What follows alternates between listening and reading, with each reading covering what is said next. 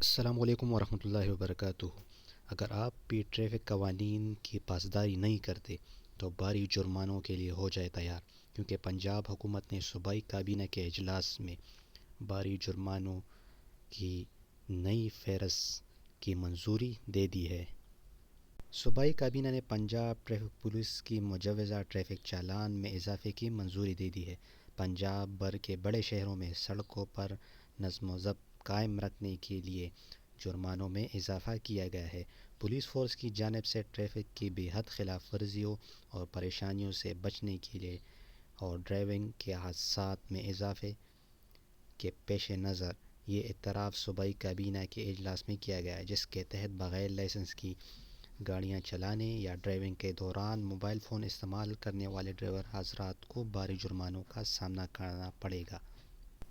Over speeding کرنے والے biker کو 200 کے بجائے اب 500 روپے جرمانہ ادا کرنا پڑے گا، جبکہ ذاتی گاڑی استعمال کرنے والے 750 روپے اور پبلک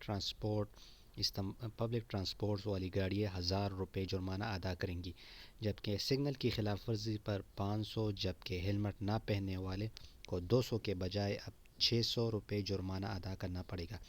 رانگ وے پر چلنے والی گاڑیوں کو 400 روپے اور اپنی لائن بغیر انڈیکیٹر استعمال کیے تبدیل کرنے والے پر 400 روپے جرمانہ ہوگا۔